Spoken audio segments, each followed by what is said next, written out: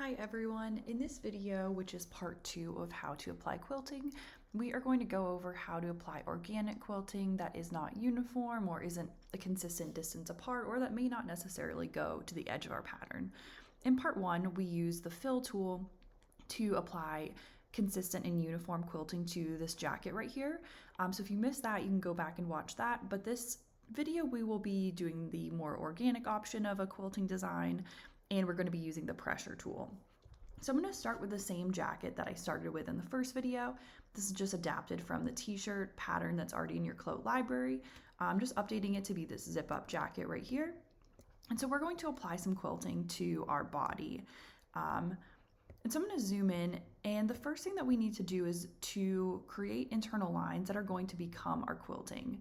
And so how we do this is I'm going to go to the internal line tool in our 2D toolbar, and this time I'm not going to just create a straight internal line or offset from the edge of the pattern like we did with our uniform quilting last time, but I'm going to do something different since we have the option to make a really organic quilting design here. And I'm going to kind of draw with internal lines. So say I wanted my quilting line to be really organic and I wanted this like kind of wavy, curvy design. I could draw that line right there, or I could even I could then offset as an internal line if I wanted it to be all the same. So I could double click and I could right click and I could choose offset as internal line right here in our menu. And I could do offsetting on both sides, make my distance however far apart I wanted it, and choose however many internal lines I wanted. And then when I'm happy with that offset, I will choose OK. And since this is overlapping a little bit, I'm just going to bring our pattern pieces apart because I don't want them to overlap. So that's one method of how I could create these like organic quilting lines. And so then on the other edge of or the other side of our front, I'm just going to kind of start the same way, but maybe do something a little bit different. So I'll just draw myself a curved line here. And if you're new to internal lines, I'll link to my internal lines video where you can see a lot more about how to create internal lines and what you can do with them. And so I'm just going to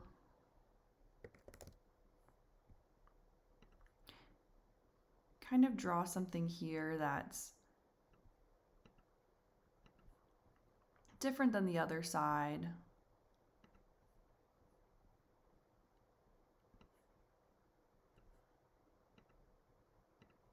Just going to fill up the space here.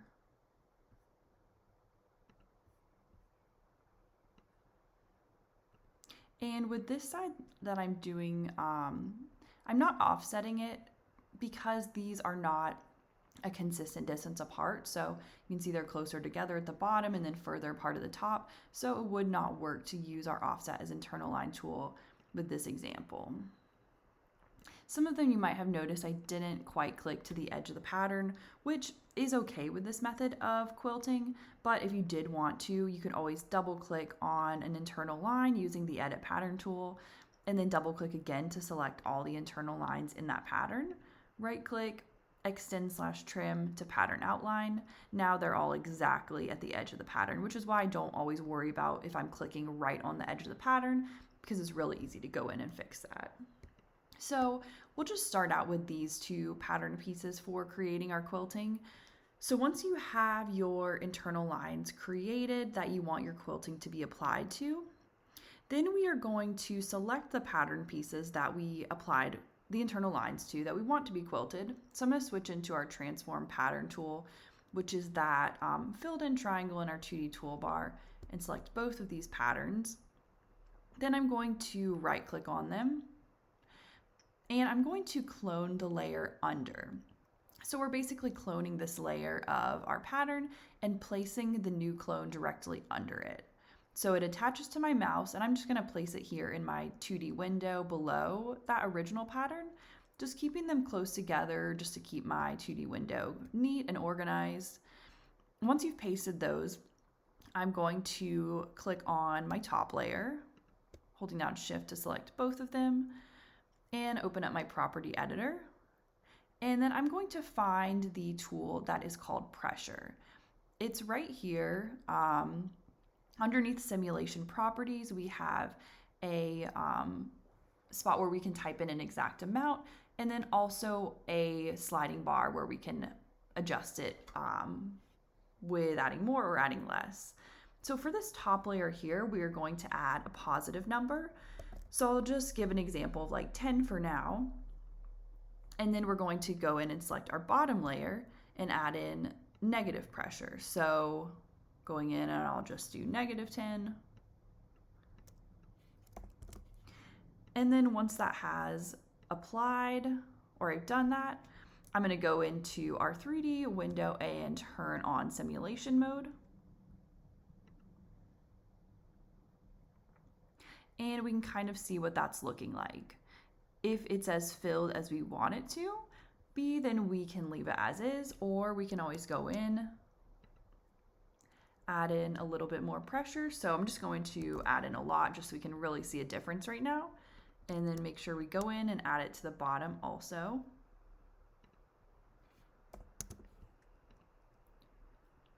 And I have simulation mode on while I'm doing that so we can really see the difference. And that is applying that pressure to these pattern pieces. If you had even more quilting lines applied, then it would look different. So it might look nice to do some in the other direction too. But we can always switch into high resolution mode, which is going to show us even more in detail that quilting. So I'm going to switch into high res mode, which I have more information on in this video I'm going to link to right here if you have questions about high resolution mode or questions about what that means. And then once that loads, we will turn on simulation mode.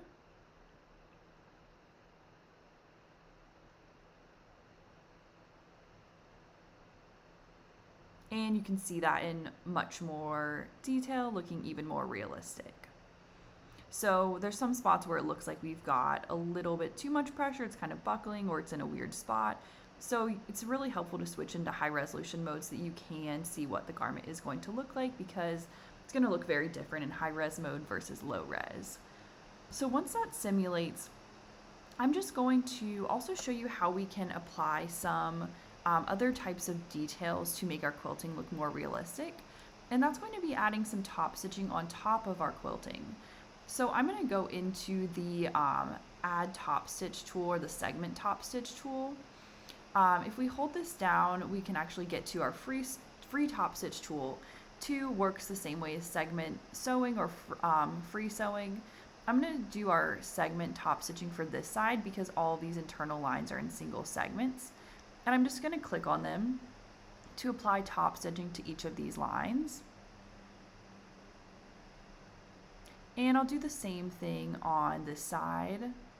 Some of these have points in the middle, so you can see it's only going to let me select one segment. So for these, it will actually be easier to do free top stitching. So if you're not sure how these typically work, then I'm going to link to that sewing tutorial, because that works the exact same way as free top stitching. Free sewing works the same way. So once we've applied those, if I zoom in my 3D window, you can kind of see, let me turn on simulation mode for a second. You can kind of see that top stitch applied. Might be hard to see through a screen recording, but it is there, and we'll be able to see it more in our render also. But I'm going to open up our property editor and object browser and go into the top stitching tab. And right now, all of my top stitching is my default top stitching, but I'm going to go down and just change the color of it so we can see it a little bit more. So now you can see that thread right there. If you wanted to adjust any of the other settings for your thread, you could. And I have a video on more details on top stitching that you can watch too. But one other thing that we can do to make this quilting look more realistic also, in addition to applying top stitching, is also apply puckering. And so this works very similar to how we apply top stitching. But it's this tool right below top stitching. It's called segment puckering. It looks like that zigzag line with a segment below it.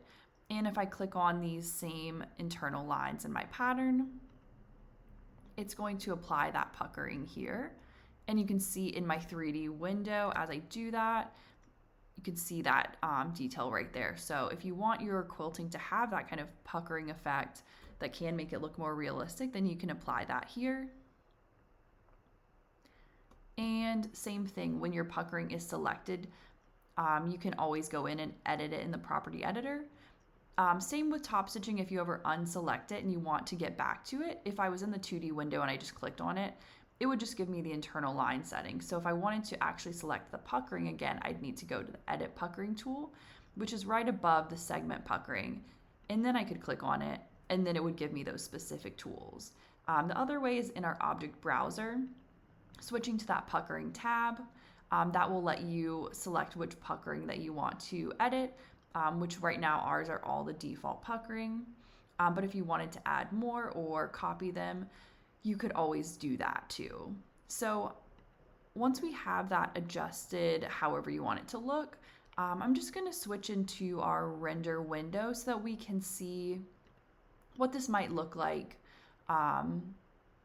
with interactive render on, just to see it looking a little bit more realistic. So I'm going to turn interactive render on. And just close the object browser and property editor so you have a little bit more room.